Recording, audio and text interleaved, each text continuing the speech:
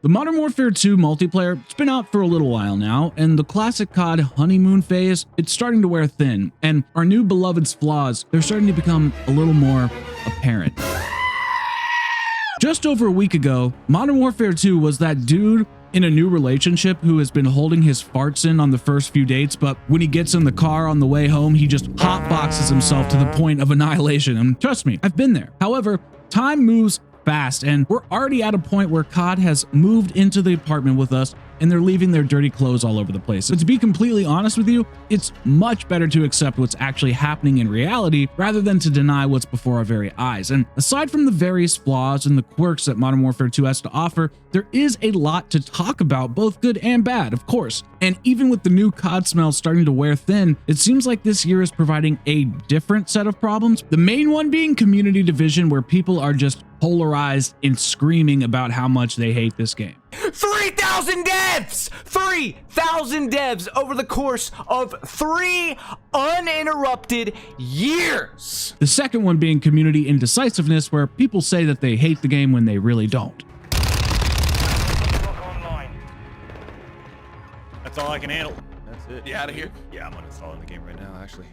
Oh my God. The COD cycle already has enough redundancy where we hate the new COD while loving the previous one that we just said we hated 5 minutes ago. But this really just begs the question: is Modern Warfare 2 setting up the COD franchise for success? What problems truly need addressed, and can the community ever reconcile over them? But most importantly, will this title last fans 2 years, as this is the first COD ever in over a decade to break the annual release cycle? Well, the truth lies somewhere in the middle, and it's my job to find it. So strap in, gamers and gamerettes. It's going to be a wild...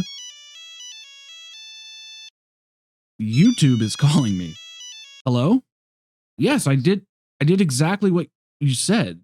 They're going to watch the video until the end. They've just promised me. I'm not lying. You've been watching me this whole time? How? No. I'll tell them to. I will get them to watch, okay? They'll watch the whole time. Okay, listen, no, I'll tell them. Just don't hurt my family. Please. Just don't. Just don't hurt my family. Whatever you do.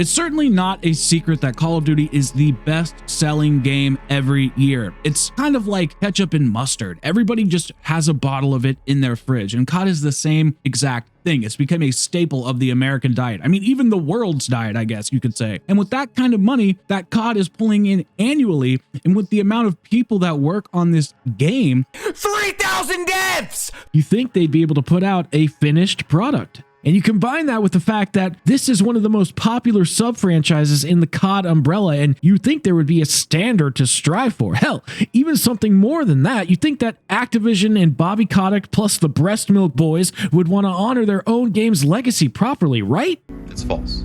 No way.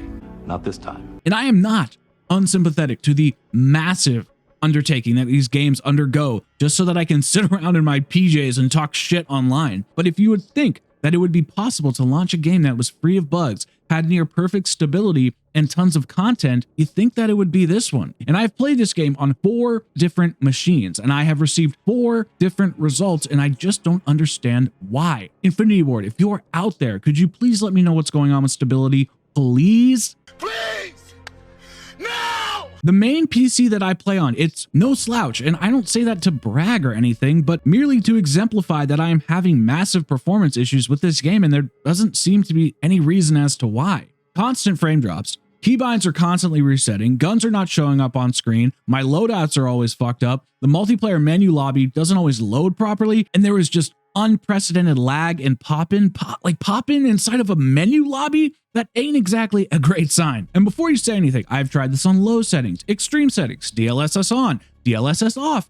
I even updated to the new NVIDIA drivers that Infinity Ward put out, even the ones that NVIDIA themselves have put out, and the game still runs weird, and it's not awful, but it's inconsistent at best on PC. I will say though, when it actually runs, it runs very well. However, that was just few and far between for me on my main machine. On my gaming laptop, the game runs fine. Yeah, I've had some random pop in here and there, but the loadouts are fine. The keybinds aren't resetting. I haven't really had any issues with crashing or anything like that. I don't understand. I think it could be because it's a different CPU, but it's all very strange and inconsistent. Interestingly enough, I'm actually not going to be playing COD on PC for the time being until the stability improves, which I haven't done in years. It's really hard to get into the game when it crashes and asks for file verification, and then after you do all that, it still drops 20 to 40 frames every 10 seconds or so, and it doesn't work on the Steam Deck, which is pretty embarrassing because the game is on Steam and all the other Call of Duties that are on Steam work fine. I'm almost 90% sure it has to do with the Ricochet anti-cheat, because any game that is on Blizzard under Activision's umbrella will not work on the Steam Deck unless you have a copy of Windows installed on your micro SD. So let's talk about these consoles, next gen consoles. Hands down, the best experience out of all four machines is the PS5. It has some weird texture loading issues when things are like coming up in the menu, but this happens across everything. The Series X was less smooth than the PS5 version. If you really care about like a super detailed analysis of this game's performance, check out like Digital Foundry or something like that. All I can say is that the PS5 as of November 2022 is the best way to play Modern Warfare. Good job, Sony. You got exclusivity for stability. Sony, no. Don't actually take that idea. Cut the feed. Even though there are performance issues, it does seem like Infinity Ward is aware and they are making updates a priority. It still doesn't excuse the fact that a launch title that is $70 is having this many issues across various platforms, but them's the breaks, I guess.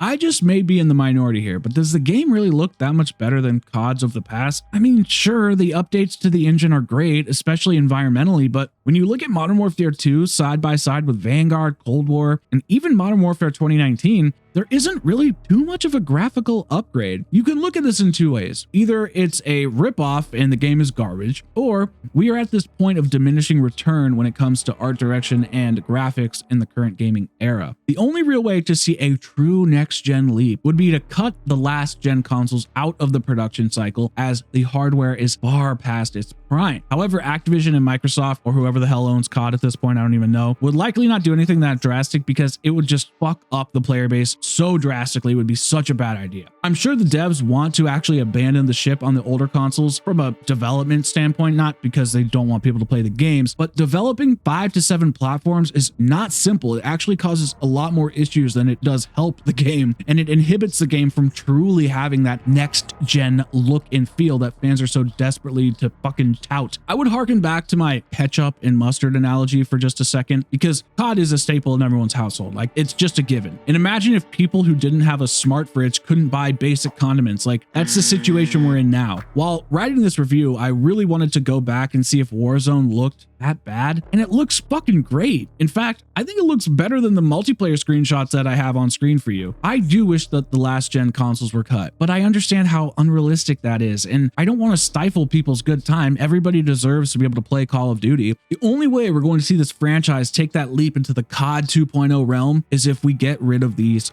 consoles.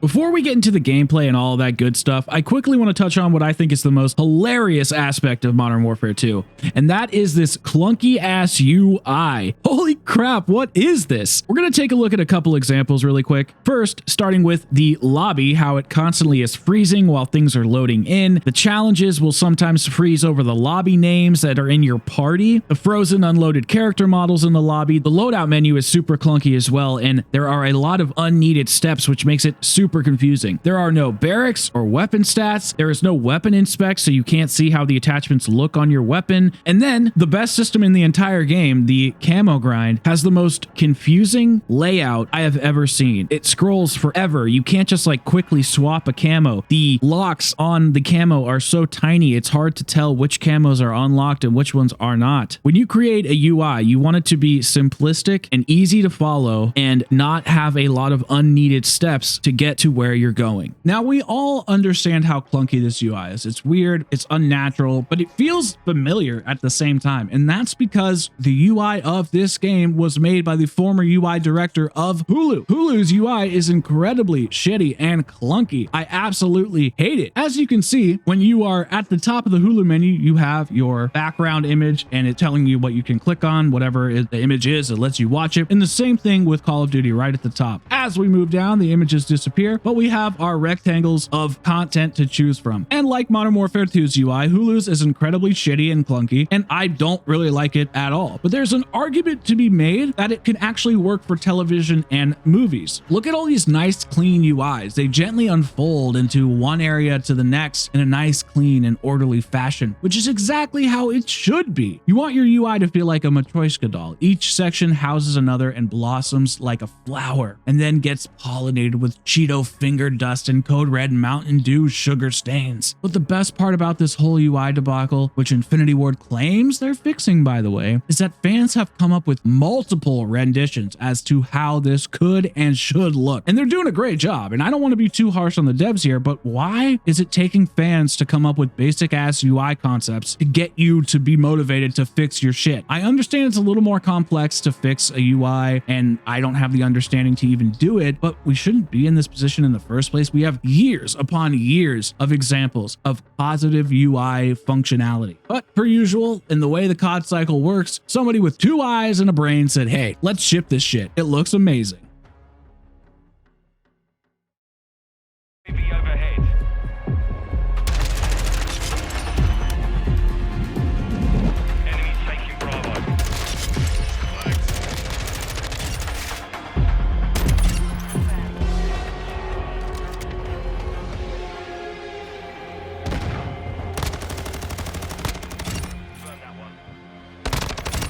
God damn, does this game feel great. I can't wait to see what kinds of stuff they add in over the course of this next year. Well, 2 years, I guess. Guns feel weighty, they sound amazing, the feedback on mouse and keyboard and controller feels precise, and I really couldn't ask for a better gunplay and movement experience. Even during the beta, the movement wasn't quite right. Things were a little sluggish, but they have really seemed to tighten things up where they matter, and that is a great sign. Sliding was a big issue for me personally because I do enjoy slide canceling. Let me say something to you as a friend.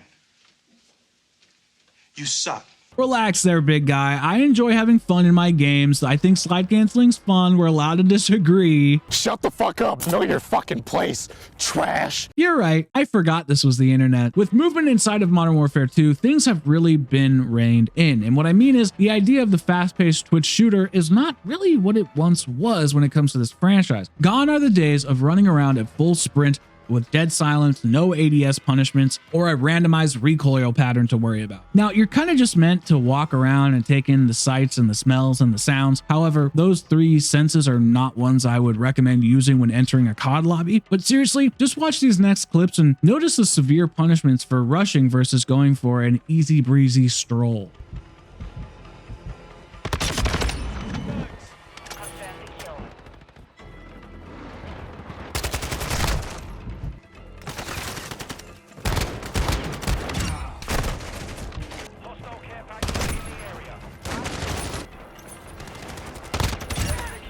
When you're running around these maps, you're really held back by sprinting and putting attachments on your gun. And yeah, you heard me right. Attachments can hurt your gun. When sprinting, the time it actually takes to pull out your gun and then ADS and then fire takes longer than the actual time to kill in this game. Now listen, I really don't mind this slower gameplay because there are some faster paced moments inside of it. And as somebody who recently got heavily into multiplayer modes, it suits my above average noob play style. What I do mind is toning down of the weapons themselves. You see, in a game like Overwatch, you have your heroes, which are the centerpiece of the game, and everything else is designed around those chess pieces. In COD, it's the guns. they're the stars of the show. The guns should be the most badass, beefy, OP, fun, and fast element of the experience. Infinity Ward, do you want to explain to me why the sprint to fire time is ass? Or how about the ADS time in general? Or how about every attachment I unlock makes my gun slower and less usable? This is something I can't really wrap my head around. In every COD up to this point, the attachments were why you wanted to level up your weapons, because the faster you did that, the quicker you would get to the good shit and crush those fucking lobbies.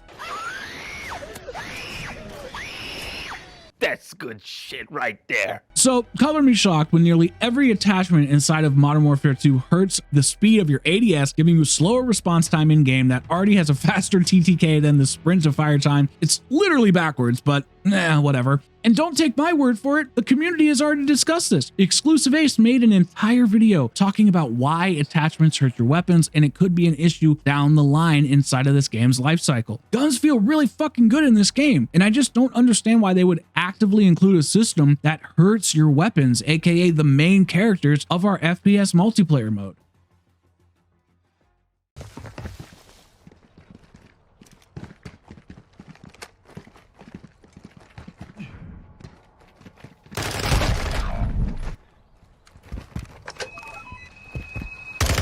While we're talking about field upgrades in this new perk system, I want to discuss the audio-visual side to this game. Let me just say, the AV team fucking crushed it, but they have some pretty big missteps as far as implementation goes. I personally am not too concerned with the minimap overhaul. I do understand it's annoying, but since the gameplay dynamics have shifted to this brisk walking anti-sprint gameplay loop, I really feel like the visual elements of the game are fine. There is a minimap issue related to one of the best perks in this game, and we're going to get into that in just a little bit, so make sure you hit the like button if you know what I am talking about. But the really weird issue here is the mix of the minimap system, the slower gameplay, and then how Infinity Ward decided to implement the audio surrounding all of that. I'm pretty sure that you have heard the footstep meme by now at some point in time, and you've also heard that loud footsteps are implemented even when you're walking and crouched, and guns don't show up on the minimap when they're fired, which makes suppressors useless. But then Infinity Ward decided to do this. So even if you have Ghost, if there's a UAV, which, let's be honest, there is most of the time, and you're playing the game naturally, you're probably going to be on the UAV anyway. Yeah, because once you've shot, it's still tracking you when you're moving to your next position. You mean to tell me that the most powerful perk in the game, a tier 3 perk, doesn't work as advertised? Why? Ghost is supposed to be the saving grace from the UAV hellscape that plagues Modern Warfare 2, but instead it actually makes things worse depending on how you play, which I guess is just simply firing your weapon. I don't want to forget to mention that Ghost also is broken against heartbeat sensors and portable radars, and I'm sure some other shit I don't even remember. And it's the weird decisions like this that Infinity Ward is implementing just for the sake of implementing them. And what's even more worrying is that they're willing to die on these hills rather than just let the player base play the game the way they want to play it. Speaking of perks,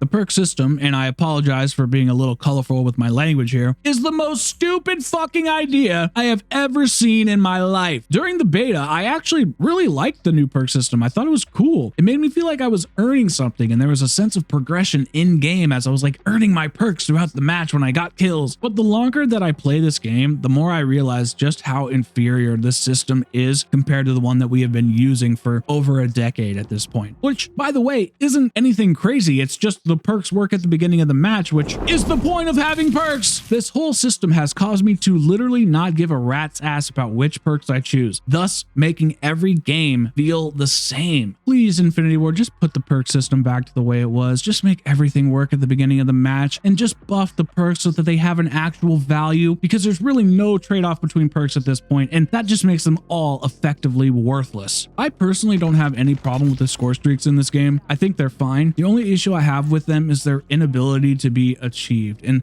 I can for the most part get this first 2 streaks without a problem, but it almost never happens that I get anything above an 8, 9, or 10 kill streak. Now, I know I'm not the best player in the game, and I'm not claiming to be, but I really just don't see them from other players either. And it could be that the SBMM is so thick that it's just ruining the game for everybody, since most matches are just 1-for-1 kill swaps. I'm really not sure what to think on this one, so I'm gonna let you guys duke it out in the comment section. But what really grinds my gears inside of Modern Warfare 2 is the field upgrade system. I have never been a fan of this system. I didn't like it in Modern Warfare 2019, I didn't like it in Cold War, and I didn't like it in Vanguard, and I still don't like it now. It just seems so soulless. In Cold War Zombies, it was decent since it was a PvE mode and upgrades could actually be super OP, but inside of multiplayer, there's nothing fun about it at all. Now, there are a few use cases for it, and those are the ammo boxes, deployable covers, battle rage, and obviously dead silence. With the ammo boxes and the deployable covers, I'm certain I don't have to explain to you why those are actually useful. With the battle rage, it's actually surprisingly effective, and I wouldn't be surprised if it gets a nerf in the near future. Quicker health regeneration, immunity against equipment, and a quicker refresh on tac sprint, that's pretty beneficial if you ask me, and it can give you the edge on an enemy when you're trying to get the fuck out of dodge, you know? Now, I suppose that the tac cam can be cheesed if you throw it at the top of a building or something. The inflatable decoy is kind of a joke at this point. It can be recognized from a mile away, in my opinion. But the real star of the show here is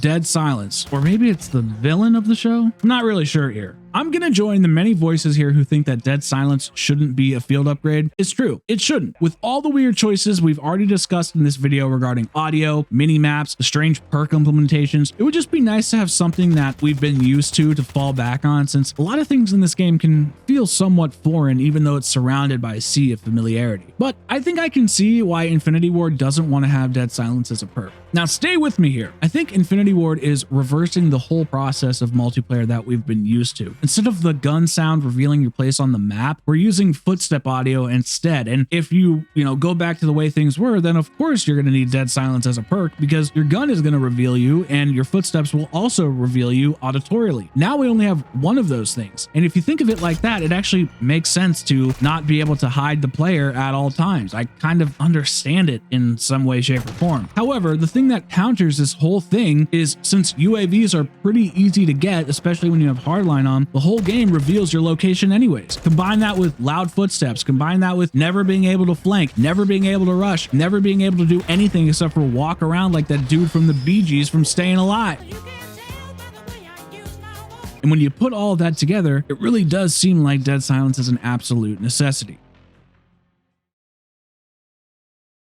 One of the most important aspects of any game, but specifically FPS games, is progression. And unfortunately, in 2022, it almost seems that progression is a thing of the past or just a way to get you into the in-game shop. COD is a bit of a strange beast when it comes to progression. Whether it's prestiging or weapon leveling or camo grinding, there are generally levels to your character progression which you're rewarded in exchange for your time. And in this day and age, the idea of grinding for a special gun or anything special at all for that matter has completely fallen to the wayside. I really feel like there's a simple fix for all of this, which is just a mix of passive rewards, which are things like the battle pass, and then active rewards, which are things that you could be earning like blueprints and skins or calling cards or whatever, all through challenges for free. And then you can have your premium rewards, which is just taking out your wife's boyfriend's credit card and buying up the whole dang shop. So how is Modern Warfare 2 handling all this? Well, I'm a little mixed on this, to be honest. Part of it seems okay, some of it seems a little gimmicky, but we have 2 years of this, so I guess we'll just have to wait and see. So let's break this all down into a few things and then address them one by one. So the first thing is character and weapon progression or prestige. Second thing is camos. The third thing is the battle pass and in-game shop and blueprints. Leveling up your weapons in Modern Warfare 2 has been flipped on its head, and you're no longer just grinding up to get attachments, because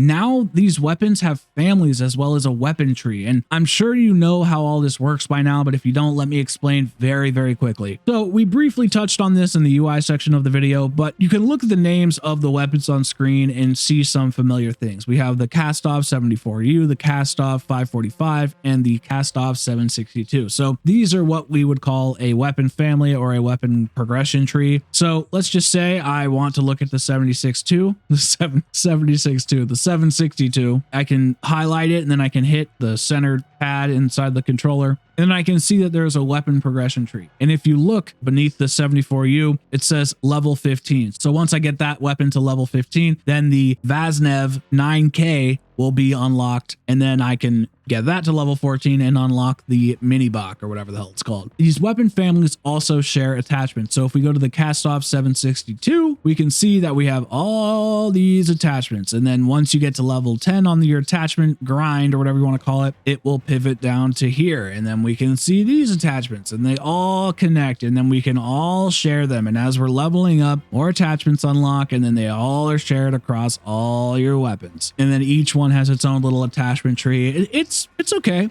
It's all right. It's not terrible, but this works for pretty much every gun. I think except for some of the shotguns don't really have it. It's a bit strange, but all this ties into what I was saying earlier about the guns in Call of Duty being the stars of the show. So rather than unlocking a bunch of characters in a healer class, you unlock the family of weapons that are associated with one another. This allows you to share attachments with weapons so that you don't have to unlock 75 red dot sights per weapon and can share everything across the game. It feels like natural progression of game development inside of the COD franchise, and I hope that is here to stay. Now let's talk about prestiging. You can't, but you also can. Traditional prestiging, yeah, it's gone. It's never coming back. And instead, we're getting another weird system that, while I think nobody wants it, it's gonna be the most sensical thing, at least for the time being. Instead of having seasonal level caps and resetting every, end of season, we are now having a single level grind of around 4 prestiges per season, and that lets you go up like 200 levels per season. And apparently, you can get some calling cards and rewards or whatever, which is good. They should have that. And with the current landscape of Warzone being front and center of Call of Duty, it really would not make sense to have the classic prestige system anymore. It just wouldn't. And I know people aren't going to like that I'm saying this, and I want it back as well, but it just wouldn't make any sense. Losing all of your weapon attachments every time you prestige, or losing all of your loadout abilities and your perks every time you prestige your character for Warzone, it's just not applicable at all. And it would make the competition so random and unbalanced or unstable, it wouldn't be fun for a lot of people. So I do truly get why we don't have that traditional prestige system anymore, but it doesn't mean that we have to like it. What I really love inside of Modern Warfare 2 is how Infinity Ward and the other developers reworked this camo system. I was just expecting another run-of-the-mill camo grind where you do 50 camos per weapon and then move on to the next. So how it works is that you're going to have 4 camos that are tied specifically to a weapon. Once you unlock those 4 camos, then you're going to be able to access gold and complete the challenges associated with the gold camo. And then once you unlock gold on 8 weapons, you'll be able to access the challenges for the platinum camo. And then once you complete those challenges, you'll be able to access the polyatomic camo. Once you get all of the weapons in the game, polyatomic or 51 weapons at this point, then you'll be able to access the Orion camo and complete the challenges associated with that. Now, this is such a nice system because it doesn't just let you grind aimlessly on one weapon class or unlock all camos on one gun and never use it again until you have all of the mastery camos. It brings a cohesion to camo grinding like never before, and this rework is a huge plus in my book, and I know for certain it will be in CODs for years to come. And not for nothing, but it seems like every new gun that launches as DLC will have 4 more original camos, which may not seem like a lot, but depending on how many DLC weapons are added per season, we could have like up to 100 more camos added to the game, which is fucking awesome. Let's hope that Infinity Ward puts more love into the system and adds even more camos like an Orion 2 or Platinum 2 or Gold 2 or fucking Polyatomic 7. I want as much awesome stuff to unlock as possible. The only problem with the camo system is that it is the only thing to strive for in game. As much as I love grinding for camos, it really seems like Modern Warfare 2 is just a camo grinding simulator only. I get that it's the preseason, and I get that season 1 is right around the corner, but what happens when your camo grind is finally over? What is Infinity Ward going to incentivize the player with next, and how are they going to handle rewards, challenges, and blueprint systems?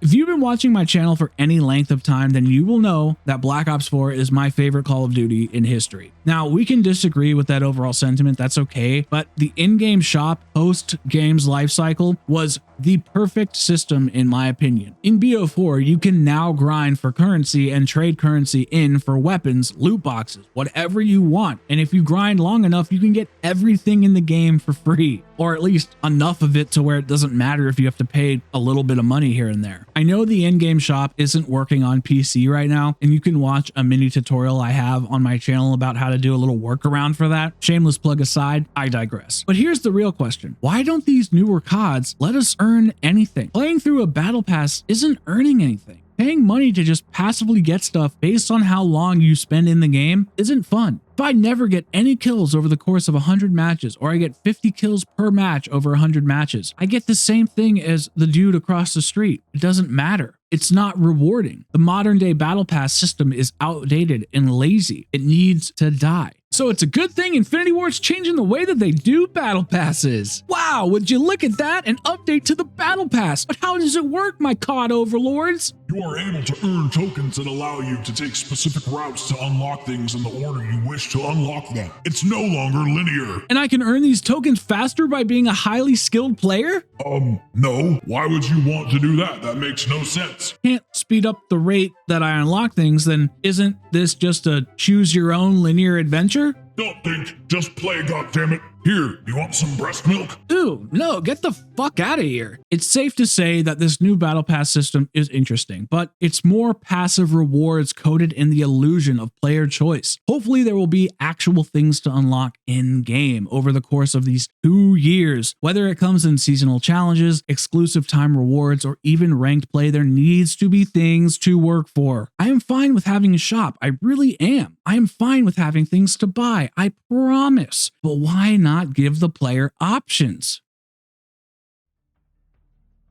The maps inside of Modern Warfare 2 are interesting to say the least. I don't think any of them are necessarily bad, but none of them stand out as spectacular either. They're just okay. We have around 11 or so maps to choose from, not including Ground War, and that's a decent amount. I think a few more would have helped to pad things out a bit. It just feels like they went for this mix of the traditional 3-lane vibe and that randomized feel that some of the maps in Modern Warfare 2019 had as well. And for the most part, Infinity Ward has stuck the landing on this one. What's funny to me is that all the maps that the community seems to hate are the maps I actually really enjoy. The border crossing map is fun, okay? I don't care what you say, I like it. It's tight quarters, it's chaotic, there are so many places for enemies to hide, but since the map is so small, it's a lot easier to predict enemy hiding spots as opposed to something like Azir Cave from 2019. Forgive me here, and I don't know any of the maps' names. They didn't really do a great job naming them normal things for people to remember, but the F1 Raceway map is pretty awesome. Turok, I think, is great. And then the map that I have on screen that I don't know the name of as well is also a solid choice. All these locations do feel unique and they allow for a lot of different play styles, and I just have to give credit where credit's due. There seems to be a bit of an issue though, as some of the maps are getting cease and desist letters sent to Activision HQ since Infinity Ward is taking real landmarks and making them into areas where we violently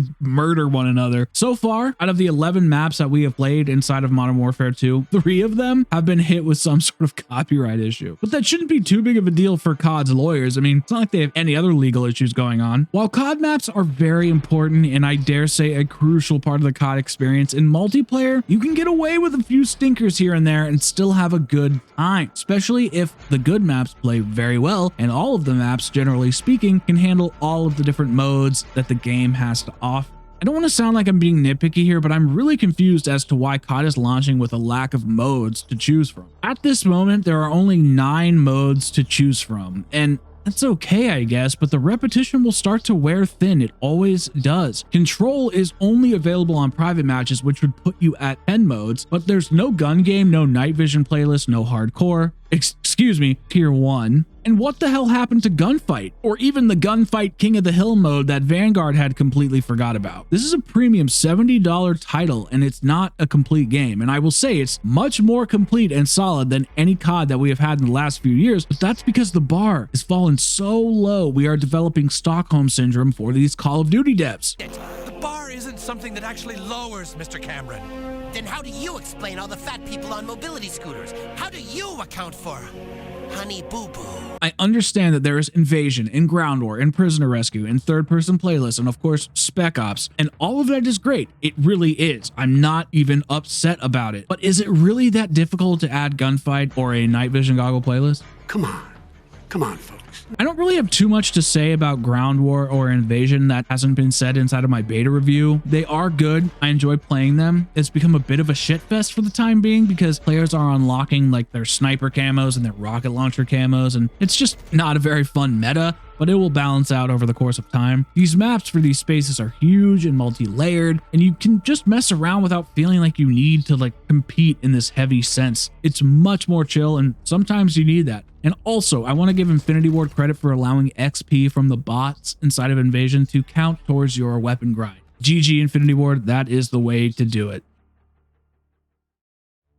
When you look back at the previous CODs, they were made with less time and less people, and they seemed to launch stacked with content, and the DLC was just the bonus gift that really filled out the game. Now when a game launches, it's expected to be incomplete at launch, and that's the preseason, and we're supposed to wait for season 1, which usually is like a little less than a month after the day 1 release. Fortunately for us, Infinity Ward has been pretty open with communication and is letting us know what's going to be coming at the launch of season 1. While there is some new content coming to multiplayer, the focus of this season is primarily on Warzone 2.0, and I gotta say, I've liked what I've seen so far. Underwater combat, new circle collab system, third-person playlists, a new DMZ mode which was supposed to have Destiny-style raids in them. All Mazrah looks pretty fucking dope, and I'm excited to get my hands on it. The rest of the content, however, is just your average run-of-the-mill COD filler content, some new operator skins, some new bundles, some new maps, but they're all reskins, the battle pass, and there's a lot of the same stuff that's been in previous games here as well. The new weapons, they do look good though. But is this the right direction for the franchise? I'm not really sure. You have to remember that this game is helping to establish this next generation of COD, Call of Duty 2.0 they call it. And when Treyarch's COD comes out in 2024, there is going to be a lot of overlap with how things are done in this game. And that's not always a good thing. Just seems a little crazy to me that Call of Duty has thousands of people working on it, and they can put together a battle royale map set to release 3 weeks after launch, but they can't put together a barracks or a stat tracking system in the multiplayer menu. I will say that even though there was a lot missing at launch, there is a lot of new stuff to make up for it. And if for whatever reason Infinity Ward just didn't have enough time to put certain things in the game, or perhaps they just weren't ready yet, I think they did make the right call by putting effort into the things that they did. Good movement system, the way the guns feel, camo progression, all that stuff was the better call than having like a stat tracking system, because that's going to come anyway. And the game just came out, so is it really that big of a deal? I mean, I'll let you decide, but in my opinion, I would rather have a functional gunplay system and a camo tracking system over like my KD ratio. I can just like go to that fucking COD tracker site and figure that out myself. However, it's not an excuse. I mean, this is the biggest game in the world year over year with 3,000 devs and a full dev cycle plus a $70 price tag for entry. This isn't free to play. I do think that sooner rather than later, the game will feel very full and very complete, sooner than Cold War and sooner than Vanguard. And to answer the question of this video, I think that the game will last fans the 2-year life cycle and then some. That doesn't mean that there won't be problems. It doesn't mean that there won't be lulls in the game. It doesn't mean that there won't be game-breaking bugs or people getting banned by this new Ricochet anti-cheat. I know this is such a major cop-out when I say things like time will tell, but there is a reason that it has to be said. The community is very split over this entire game. I can see why, and I bet you can too. This isn't just another Call of Duty game. Modern Warfare 2 is setting up the foundation for Call of Duties for years to come, and it's a very big deal. And that's why it's scary to both old and new players alike. But like I said, only time will tell, and we have many, many seasons of content to get through before we can make our final decision. But what do you guys think? Is this the worst COD we've had in years? Will the franchise be redeemed? Do you think that Modern Warfare 2 can span out the entire 2 years while we wait for COD 2024? Let me know down below. Peace out, everybody.